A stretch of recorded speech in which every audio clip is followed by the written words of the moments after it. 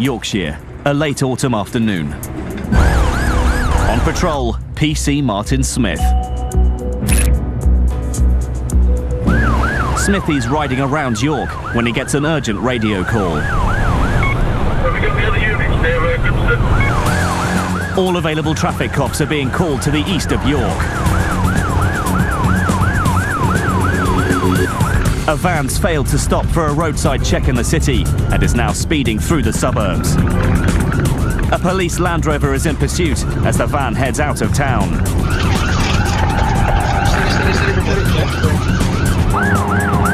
Smithy's heading north up the A64 to help intercept the van. Just up ahead, fellow traffic cop Ian Mackenzie is also heading to the scene. Trying to slow him down, but he's obviously not doing as we're asking him to do. We're on down here at 12:37. Yeah, stand by, throwing things out at us, throwing things out of the car. The men in the van are now hurling stuff out of the back in a bid to stop the police. There's a bike thrown out at us. They'll have to block them. For once, Smithy must hold back. As a lone biker cop, he's too vulnerable to take them on. the back door open. Looks to be a motorbike. I can start the bike out. That is, stand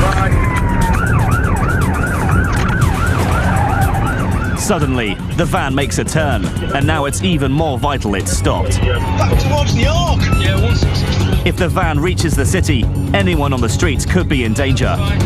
The cops need to end this, fast. An unmarked police car's moved in front of the van to try and slow it down. They're heading for a roundabout with slip roads down to the A64. But Ian's not far away, and it's closing in. Roundabout now, stand by. He leaves the dual carriageway and readies himself to force the van to stop. But the van driver has other ideas. With the police on his tail, he heads the wrong way around the roundabout. Right across the roundabout, one side towards those Baldock sites against the flow of traffic. But in the nick of time, Ian's moved into position to block his escape route.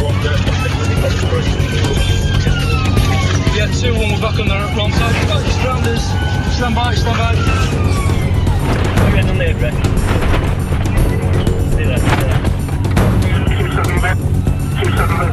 The police are armed with tasers.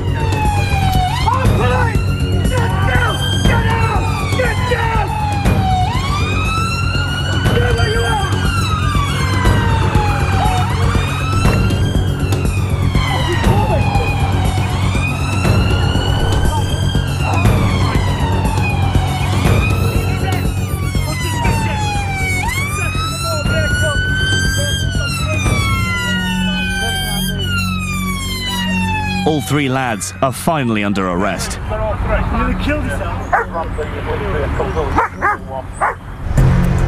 Smithy can now join the action. As senior officer, he takes charge of the scene.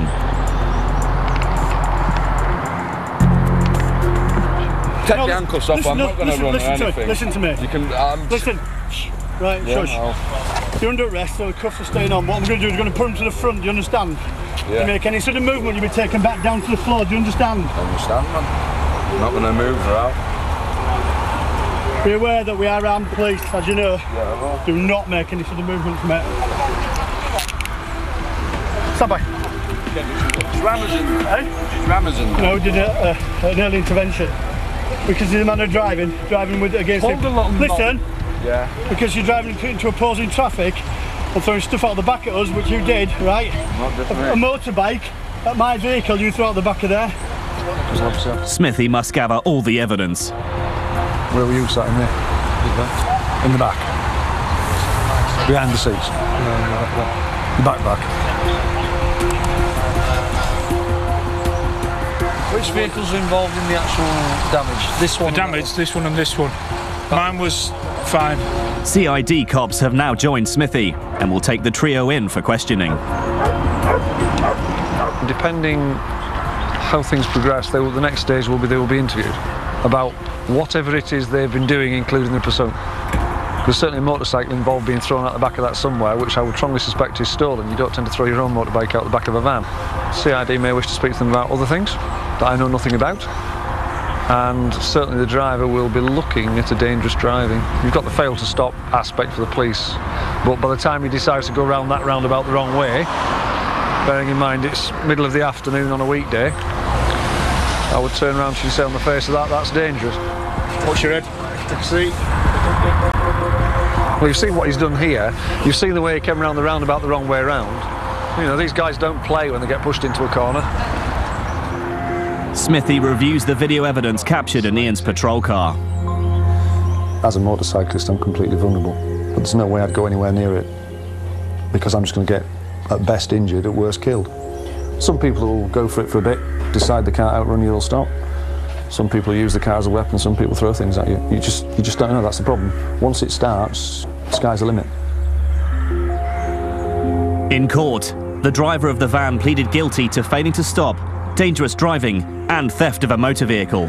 His passengers pleaded guilty to causing danger to other road users, handling stolen goods, and one of them pleaded guilty to possession of drugs. The driver of the van was sent down for 12 months and banned from driving for 2 years.